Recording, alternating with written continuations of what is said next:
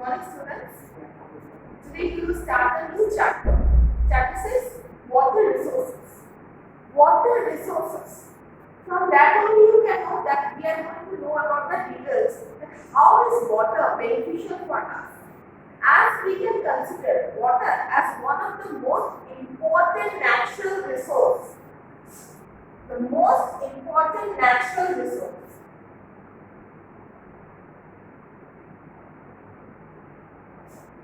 Without water, we can't imagine our life. In each and every work, from drinking water, from preparing our food, from taking bath, everything, for growing our crops, everything we need water. And it's the natural resource. We do not need to do anything for creating water. We can't make water. It's the natural resource which is present from the beginning of the earth. It's a resource which proved to be most beneficial for our human being. We cannot survive a single day or a single hour without the water. Water is so important for us. From your childhood you were reading that in earth, 3/4 part is the water and 1/4 is the land surface. The entire water surface, that's very beneficial for us. Each and every source of water have their own point of view. For example, water resources that can be divided into the source of water from where we get it.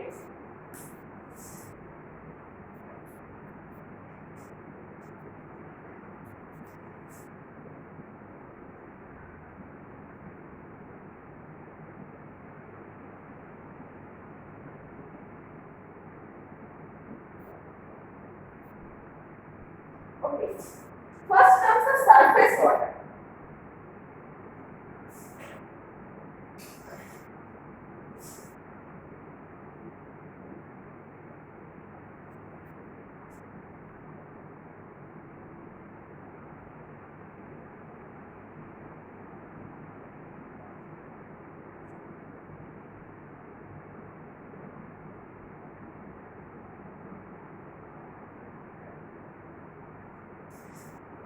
The two divisions between the available water for us are surface water and groundwater.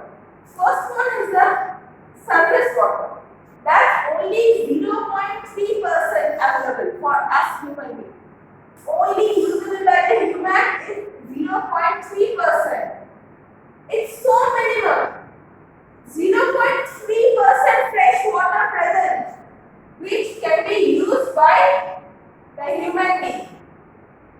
The rest are not usable. The rest amount of fresh water are not usable. Only 0.3% of surface water can be used. Now, what are the sources of surface water? They are like river, pond, lake,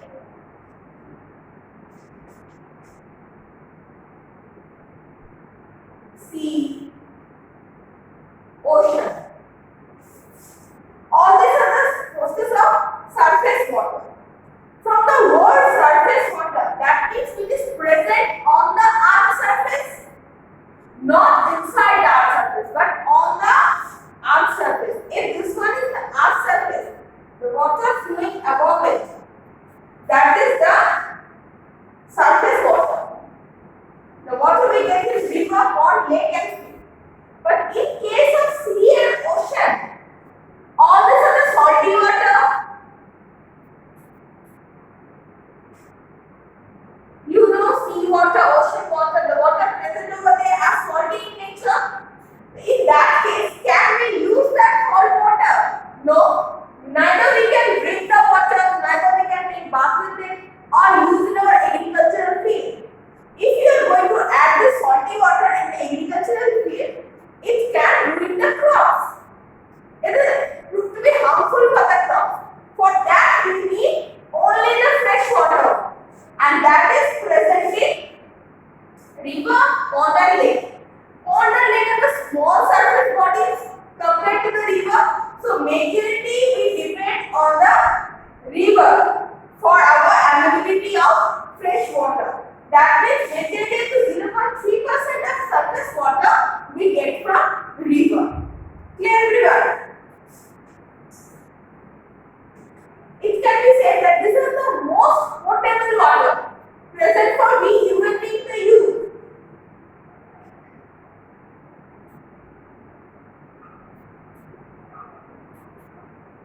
Which can be easily used by us. That means the human being.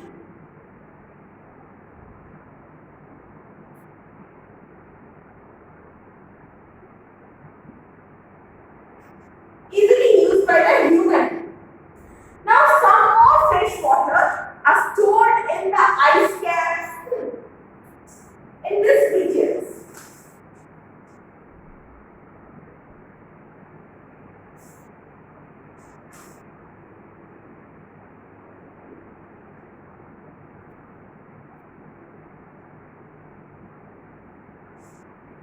Okay. Some fresh water are stored in the mountain region in the form of ice caps, which are not usable.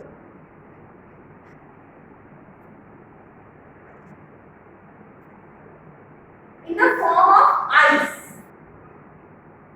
or you can find in the ice caps, glacial region.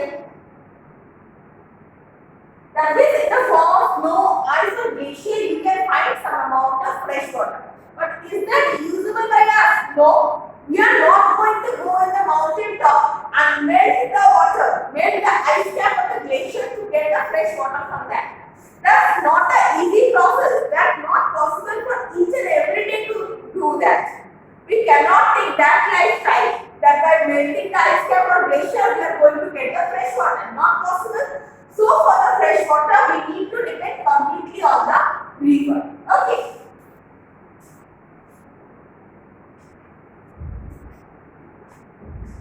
In case of surface water, we have surface runoff also. Generally from a region of high altitude to a low altitude, the surface runoff works.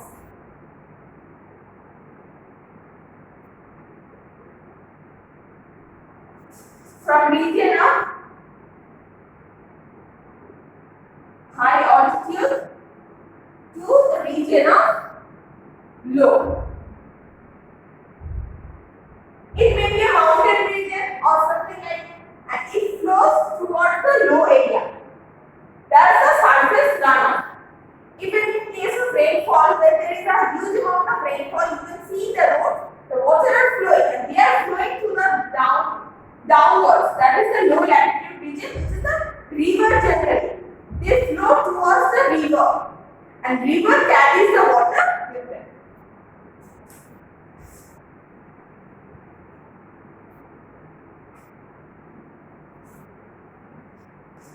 Okay, now comes the next, that is the groundwater.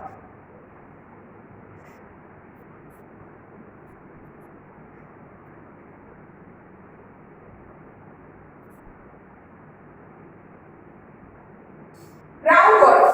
From the term itself, you can understand ground, that is below the earth surface, the top layer of the surface, below that surface water means the water available over here. That is on top of the earth surface. If this one is the earth surface, the water on top of it is the surface water. And below it in the soil region where the water particle is deep inside, the water over here is the groundwater.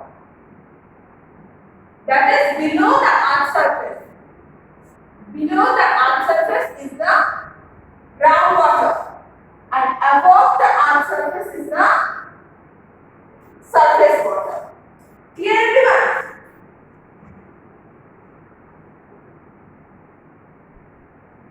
Which is present in the form of 100% saturation. 100% saturation form is present over there. It depends on the moisture retentive capacity of a soil.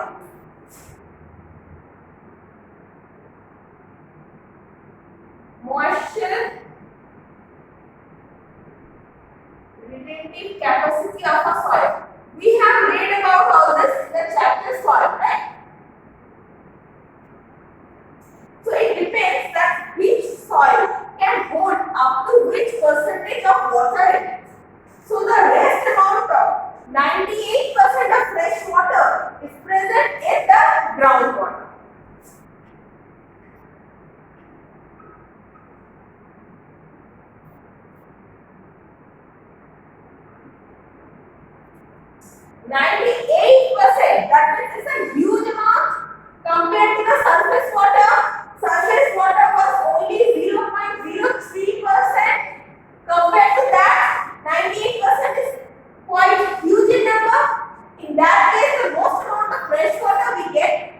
present below the earth's surface in the form of groundwater. It's 60 times more plentiful compared to the lakes and streams. 60 times more water than lakes or streams. 60 times more. So I hope from this you can get an idea that the majority amount of fresh water is present below the ground surface. It's 98% and only above the surface which we can use, that is 0.03%. The rest is the surface water like sea and ocean which we cannot use. Clear?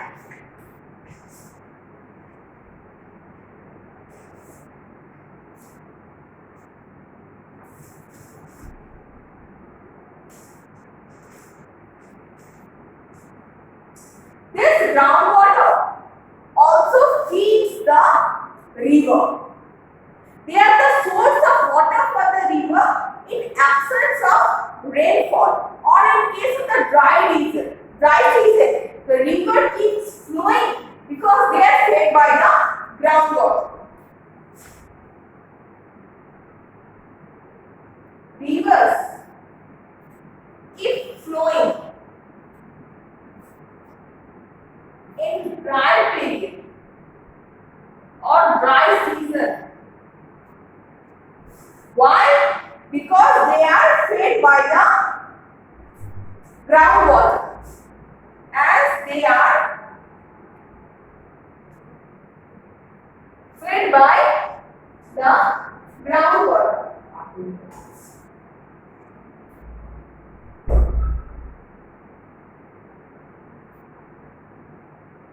So in case of rainfall, they add as a surface runoff and go towards the river. River gets the water from it. But is the rainfall received each and every day? No. They are either seasonal or sometimes because of any kind of cyclone or climatic condition they happen. But what about the other days? The dry condition. It can be the summer season or it can be the winter season. Especially the dry summer or winter. The dry summer season or winter season. In this season, we receive a very less amount of rainfall. So where is the river getting water from? They are getting the water from groundwater. They are feeding the river so that they keep on moving. They keep flowing in absence of rainfall. Okay.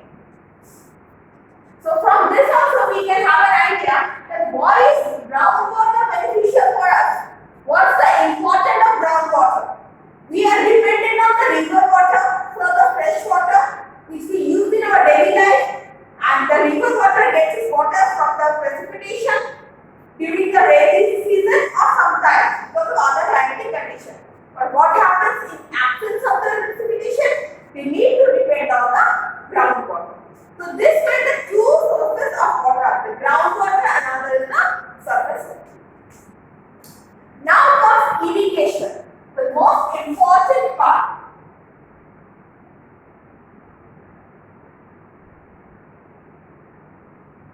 What is irrigation? Or why is irrigation important in India? Irrigation means manually adding water. We, by ourselves, we need to add water manually or by the external sources to add water with the help of some kind of machinery or manually in the agricultural field. Add water in agricultural field.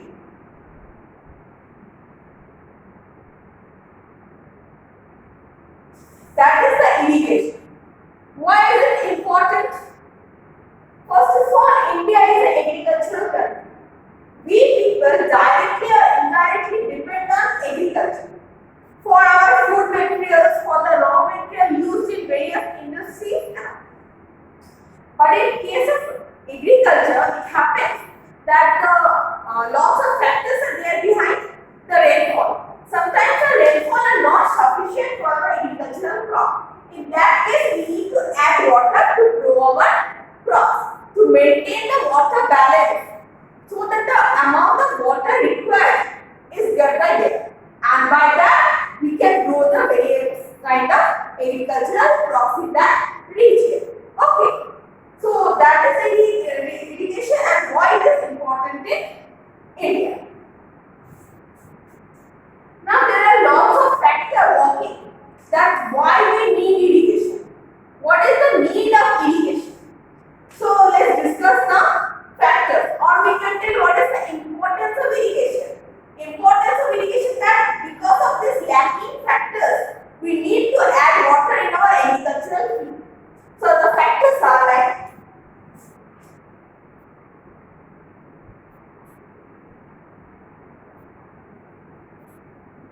uneven distribution of rainfall.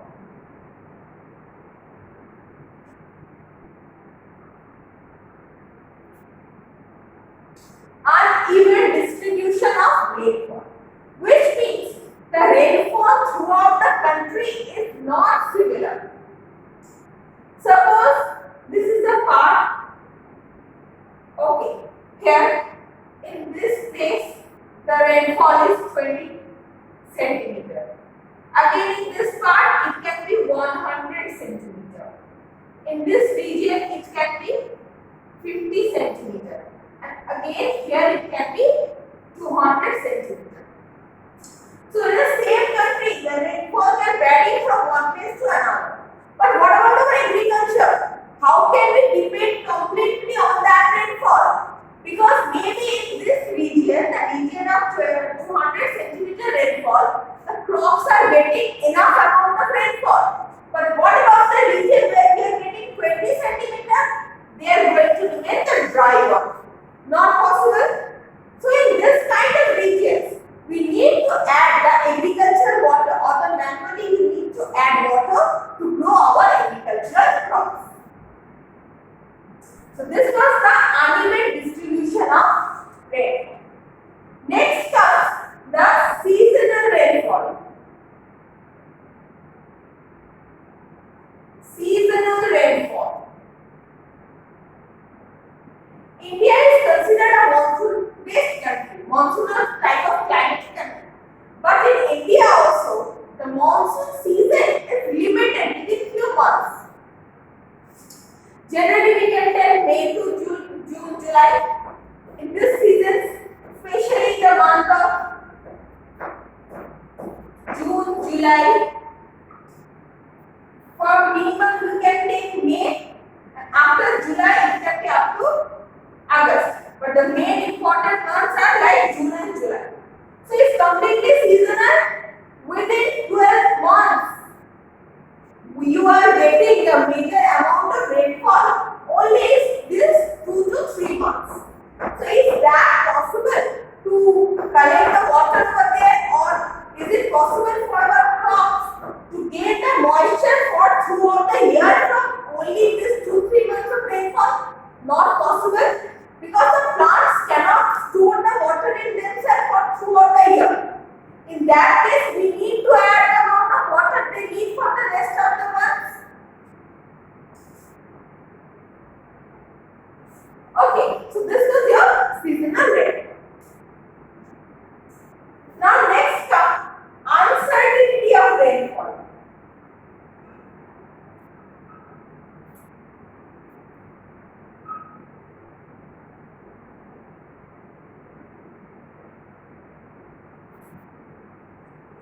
Uncertainty of rainfall. That means you cannot make sure that whether we are going to have rainfall or not. It's not possible. No one can give you the surety that what amount of rainfall you are going to receive in that region. Maybe this year you are receiving 100 centimeter, next year it can be 150 centimeter, or even 50 centimeter. Okay, that means no one can assure you whether tomorrow we are going to have rainfall or not. That means the entire rainfall part is uncertain. So given guarantee that how much rainfall we can get for growing our crops. Okay. So this was the uncertainty of rainfall. Up to this today,